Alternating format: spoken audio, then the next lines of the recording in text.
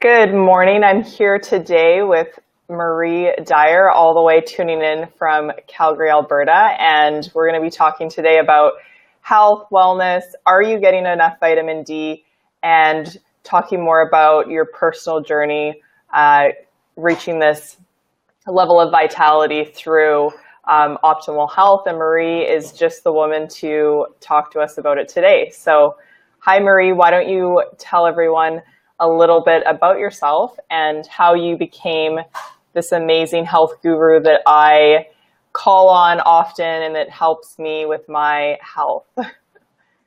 Thank you, Julia. Well, my journey was a bit of a challenge. And even though I was in the health profession, I've been a nurse for over 40 years, there's a lot of things you just don't know. And I tend to learn everything the hard way. I have to get sick, and then I have to figure out, okay, why am I sick? And look for resources and everything. And just recently, I've had this experience with vitamin D. I was down in Chula Vista, California, Tijuana, Mexico. Who needs vitamin D there? And so I gave my vitamin D away to a cancer patient, not thinking anything of it, just thought, well, I'll just go out in the sun. But really, I realized when I came home and actually had my vitamin D level checked, my vitamin D was low. And I was having all kinds of symptoms, and I had no idea why.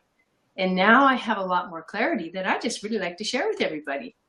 Oh, awesome. Well, that's, I didn't know that story. So that's fascinating. So for people watching, like perhaps they're having some of those similar symptoms or may have at some point, like how do you identify that you may have a vitamin D deficiency, or how did that manifest for you? Well, some of the simple things that will show up is like excessive sweating. You're not really in a hot environment. There's nothing there that should really be causing you to sweat, but you're all sweaty. And you can even see this in little infants. And mothers have asked me, well, why is my baby so sweaty? And it's a vitamin D deficiency. But oftentimes we don't think in relation to ourselves, because I thought, vitamin D's fat-soluble vitamin. It stays in your body for a long time. I should be fine without any vitamin D. One of the things that I noticed was that I had unexpected weakness. All of a sudden, I felt weaker for no reason. I had eaten, but I noticed this general weakness. And I thought, geez, why am I so weak? What's going on? And then, of course, my brain always comes up with a million solutions, none of which were true. But our brains say, oh, well, maybe it's this, maybe it's that. But, just consider vitamin D. Another thing, people lose bone mass. And I was diagnosed with osteopenia. And so now I can actually get my vitamin D levels checked by the doctor if he fills out a special form, because I've already developed the sequelae of not having enough vitamin D. Another simple thing is this chronic pain. I was achy, and I thought, oh, it's this, oh, it's that, oh, it's, whatever. But it was likely my vitamin D was low. So if you start noticing that, gee, I got a lot of achiness, or people with chronic pain often have vitamin D deficiencies. Just a simple thing that, well, I've got arthritis, I've got this, I've got that. Well, that's what the pain is from. But the reality is it may be low vitamin D. Another simple thing is just feeling down in the dumps. And I noticed that. Like, I just thought, oh, well, it's burnout, it's stress. But the reality for me was it was actually low vitamin D. So if you come across things like that, you just want to maybe consider checking your vitamin D level. And it's a little bit trickier nowadays to get doctors to do that, but you can always go online and order it from ZRT and just get a test done. What's ZRT? I haven't heard of that. You can Google it, but it's a lab that allows you to get tests done without having a doctor's order. Oh, okay. That's convenient, because that's definitely something that I do not like doing, is going in for those regular checkups or getting blood work done. You would still need to get blood work done to get your vitamin D levels checked. You can do it with a finger poke. I think the ZRT one's just a finger poke. Okay, got it. Yeah. And that's interesting. I actually didn't know that, like I knew about feeling sad or down with the vitamin D level not being adequate. But I didn't know that it would also, like, potentially people could be experiencing pain in their body. Right. So that, and then the overall general weakness, what does that look like? Because all I can think about is like when I lift weights in the gym and I'm like, When you oh, lift weights, like even just when you're just doing daily activities, you just don't feel like you have your same strength. okay. And, you've eaten and you can't really find a weight, but you would definitely know it with your weights. Another thing is, if you don't have adequate vitamin D, your recovery time for your muscles after your workout can also be affected. Mm. And you just don't recover as fast. And you actually end up with more post-exercise pain. Okay. And so realistically, if people aren't out in the sun for 20 minutes, I believe with 80% of their body exposed to the sun, then you're really, I mean, you're just not getting the vitamin D, which most people do not get. Besides, like I have my supplement here, vitamin D, like besides the supplement, what foods technically could be adequate enough, or is that even possible through the foods that we have now? It's actually not. You can go online. There's a number of factors that will influence your vitamin D absorption. For example, quite often you'll see people taking like vitamin D tablets. Mm-hmm. Yours is likely a spray, and if you look and see what it's dissolved in, 10 chances to 1, you're going to see that it's fat soluble. Mm-hmm. Vitamin D is a fat soluble vitamin, and it has cofactors like everything else. And if you don't have those cofactors, or if you have other certain things that can interfere with the vitamin D absorption, ideally they say that if you go out naked at noon for half an hour, your body will be able to, you'll have enough exposure. I don't know, you may be able to have a bikini on, but you'll have enough exposure to make 1,000 IUs of vitamin D. However, if you're lacking things like magnesium, which is key to utilizing and converting vitamin D to the active form, if you don't have enough bile acids to break down the fat and absorb it, you'll have a problem. Another simple thing is we've got this group of fat-soluble vitamins, A, K, and D. They all work together. So if you don't have those, and this is where your diet can really help you. Like if you're having some nice raw butter that's high in vitamin A and vitamin K2, mm-hmm. Then you've got a good opportunity to absorb it. But however, we have almost like created a cholesterol phobic, this is true, sun phobic world, and those things interfere with your ability to absorb it. And you're down in the LA area, and another thing that really affects, you might be out there just naked suntanning at noon for half an hour, but the smog level is really high. And the smog interferes, the smog absorbs the ultraviolet B light that you need on your skin to make vitamin D. So air pollution. Oh, okay. The upside is ozone in our atmosphere also absorbs the UVB. So if you can find yourself an ozone hole, maybe there'll be a benefit to that ozone hole, and you'll actually get. Oh, interesting! I had no idea that the environment, or like the smog rather, would basically mm-hmm. take that away. And I've heard, perhaps you can shed some light on this too. I've also heard that vitamin D is more of a hormone versus a vitamin, because like the way it's created on our skin is more like a hormone. And then I've also heard that if you shower after being out in the sun, you're kind of like washing it off. Well, there's a process involved, and you can interfere with that process. I mean, especially if you're using chemicals, and the skin is not very thick. And this process takes time. And it does, you're right. Vitamin D is really more classified as a hormone. And it functions in the body more as a hormone, like thyroid hormone, and all your sex hormones are cholesterol based, and so is vitamin D. So when you've got inadequate fats, you don't make cholesterol, or if you're on a cholesterol blocking drug, that can interfere with your vitamin D. So you want to try and look at, okay, gee, I'm taking 10,000 units and I'm still low. What else is possible? You know, and okay, leaky gut affects it. Gut function, kidney function, liver function. And this is another indicator that it's more, more of a hormone because it's affected like hormones are. And I see that we just had a question pop up here. Is it true that you should not shower after getting vitamin D for a bit?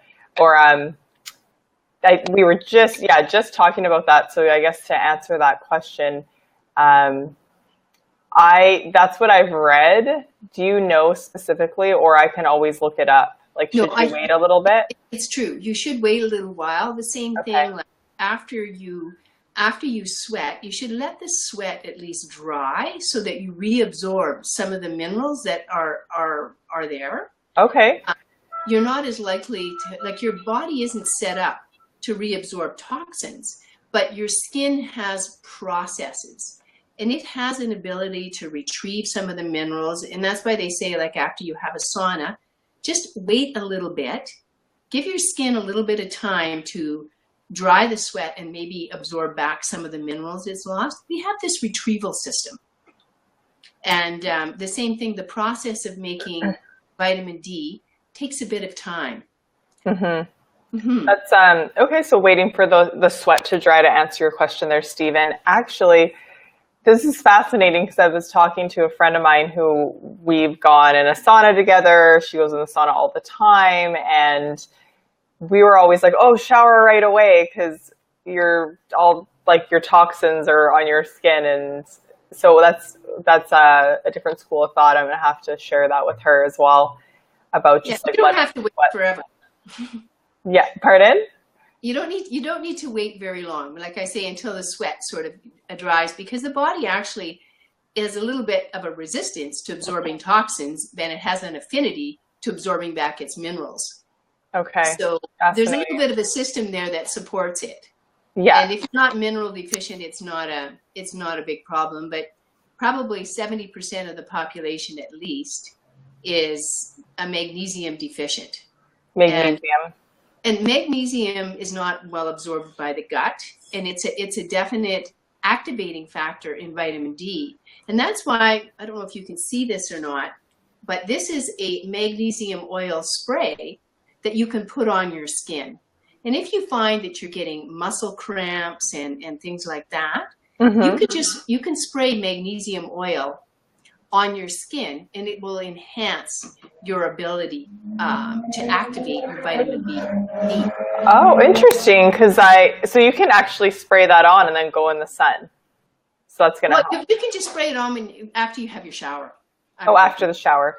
Yeah. So for example, for people on the live and then watching after, if they are already taking a vitamin D, how do they gauge how much to be taking? And, would you suggest that most people go and get tested for their vitamin D levels, or should they be like me and just estimate and take it every day?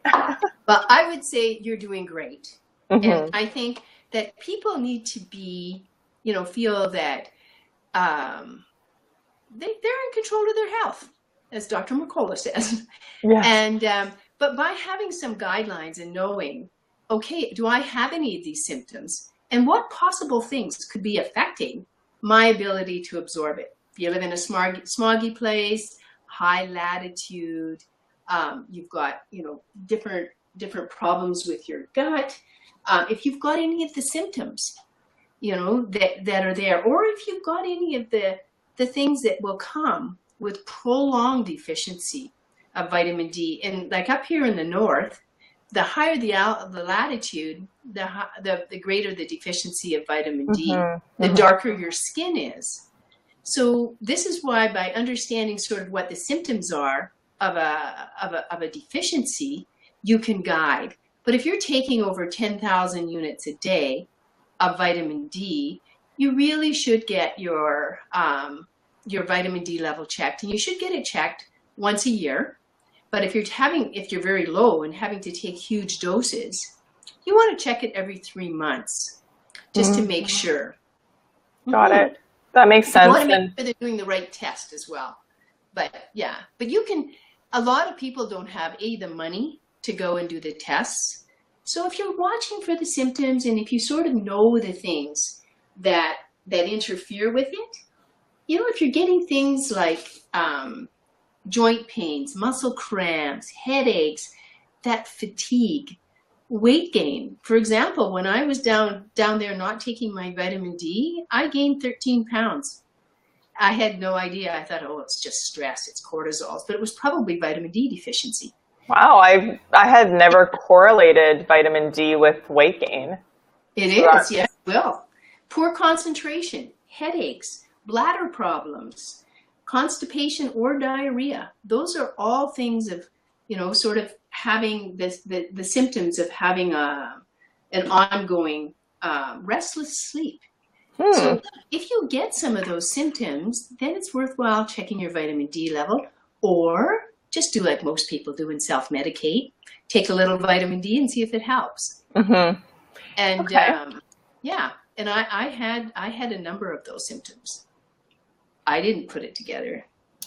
Yeah, the only time, I know there were times while living in Calgary and Vancouver that I don't know what I was doing. Maybe I just forgot about taking vitamin D, but I went through a series of like stressful events when I was living in Vancouver, and that I had for sure, what did they call it? SAD, seasonal affective disorder. I was like, it was bad. It was so bad. And I remember after moving away from Vancouver being like, okay, I could have been a lot more proactive with taking higher levels of vitamin D, probably even hitting a tanning bed once in a while. So I know for people watching and that are in the group, like in California, that could be a little hard to understand. But when you're in somewhere like Vancouver that rains more than London, England, and you're always in this like cloud cover, it's intense, and people really need to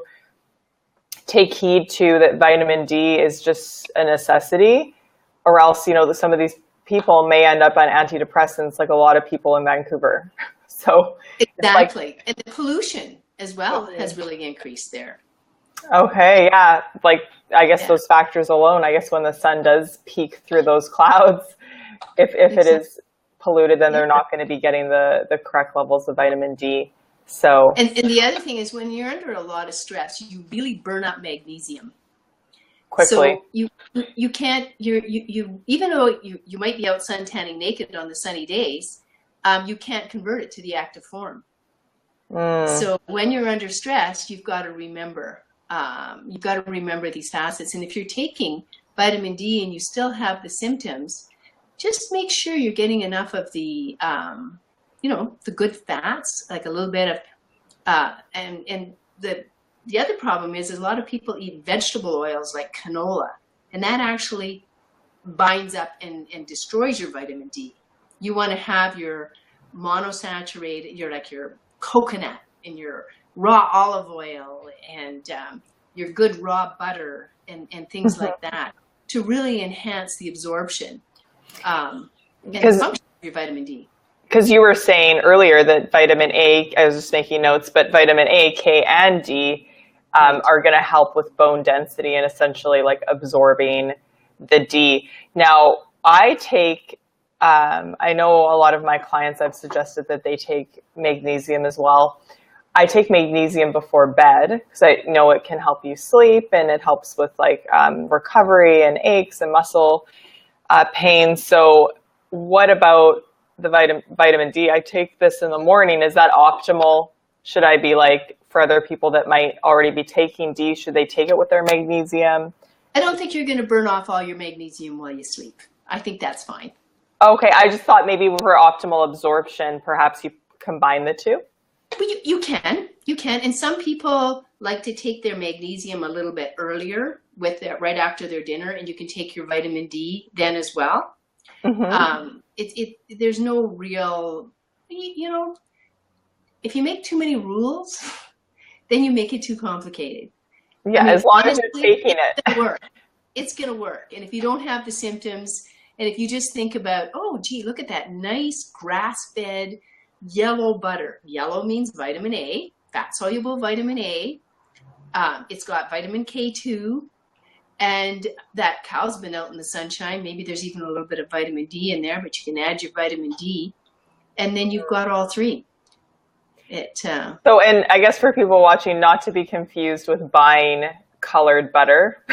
They'll be like, oh, yes, I got it. But this is like, you're buying the organic grass-fed butter. And I have to say, Marie came to visit me not too long ago here in California, and it was amazing. This pudding she made me with grass-fed butter.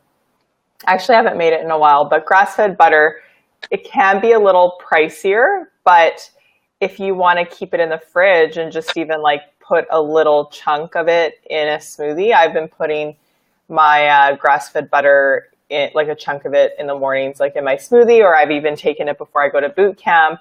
I like to think it just gives me this like burst of energy as I'm like training in the morning. So. Right. I mean, you've got it on board when you go out in the sunshine. I actually learned that from Melissa Hennig, the raw paleo.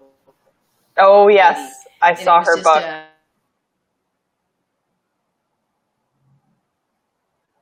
Real truth, because so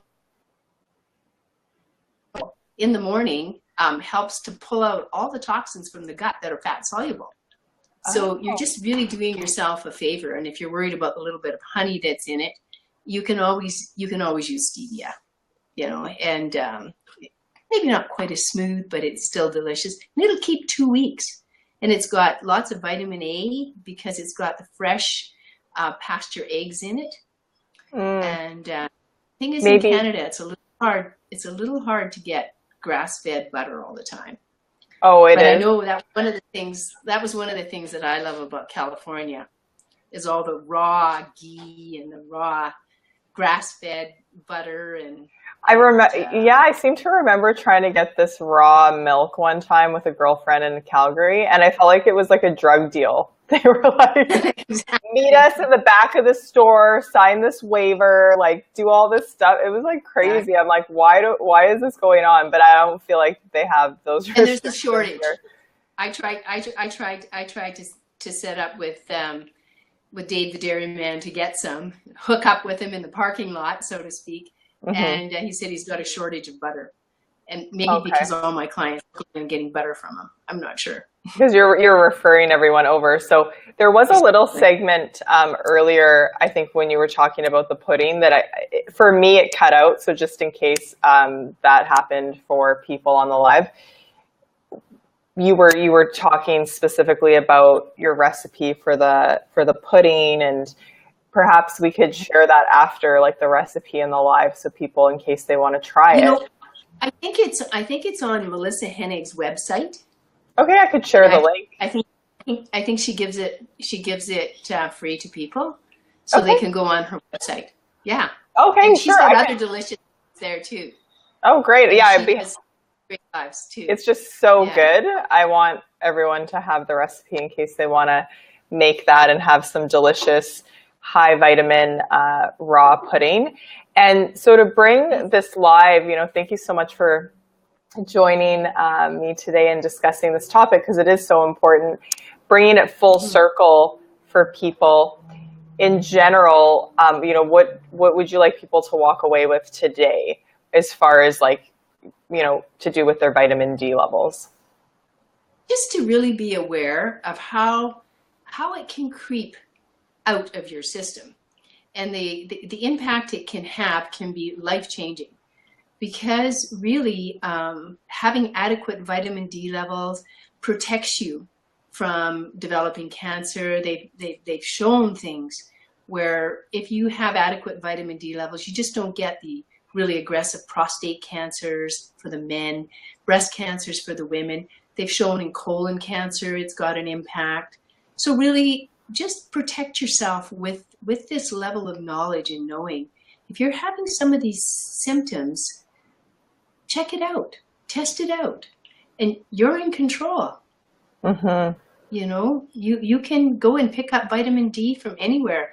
This is one that Sure North sells. Mm-hmm. This is one that you can get from health food people. This is one you can buy at good quality drugstores. And these are all in oil. And that makes it more bioavailable. And make sure that, you know, you're able to absorb your fats. If you have to add bile salts, add some bile salts. Okay. Just make sure that your symptoms are going down. Get your levels checked. I've seen people with extremely low levels, even though they're taking vitamin D tablets. It's not about what you're taking, it's about what you're absorbing. With getting out in the sunshine, it's not about what you're doing, it's what you're creating and what you're able, and are you able to utilize it? Are you able to activate it? And you're right, it does act more like a hormone. And you need activating factors. And so just take a look at what's going on. And you know, there's so much information online. There's absolutely nothing that I have told you that you can't find online. So if you want to Google, how do I know if I've got enough vitamin D? You will get the same information as I've given you. Yeah, that's so helpful. I guess I'll show my brand too. This one is not the one I normally take, but again, I've known that supplements, like what Marie was just saying, liquid is easier to absorb. So I have this one here. I don't know if you guys can see, it's Garden of Life. And I just decided I wanted to try this one because it was whole food based, a little different from what I usually buy. And one spray is 1,000 IUs, and I don't really, excuse me, I don't really count. It's more like, you know, maybe 5 to 6 sprays. I'm not doing like 10,000, even though I know some people are like probably fearful of getting like a toxic level of vitamin D, but I think you should be more fearful of, well, I don't want to put fear in people, but you should be more concerned rather about not getting enough than getting too much. I think it's really, most people are deficient. So, and Meg just joined the live and said she loves listening to you, Marie. So thanks for tuning in, Magda. And yeah, I love listening to Marie too. You're such a wealth of information. And yeah, I hope that everyone watching the live after too, if you have questions, for those of you that do watch later, you can always give us your comments, ask your questions, and I can pop back in and we can always answer them after too if you aren't able to tune in live. So yeah, another thing you want to just have people remind them about, like gut flora, fermented. Like a lot of people take fermented cod liver oil, and it's 10 times more absorbable. So, if you can get a product fermented. Right. And or eat it with fermented food.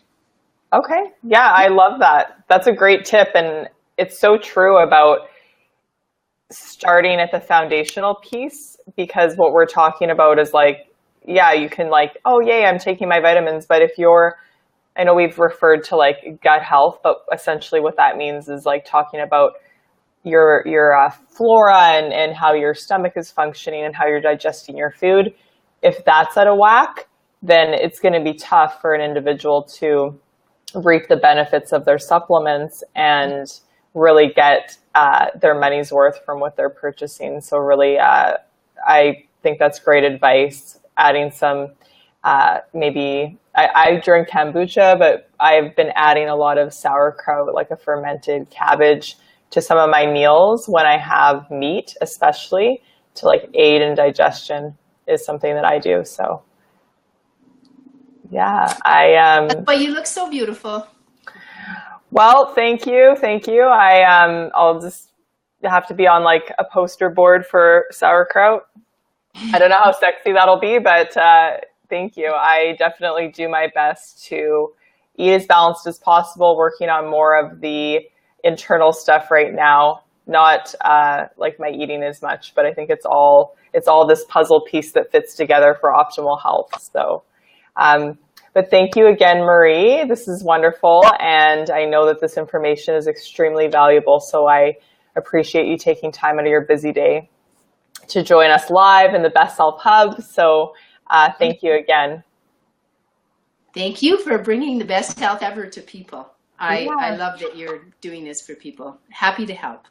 Oh, thank you. Well, I'm going to go ahead and end the broadcast. Thank you for those that could join live, and for those of you watching after, excited for you to get this information from Marie. It's life-changing, really. So bye for now, and I'm going to go ahead and end the broadcast.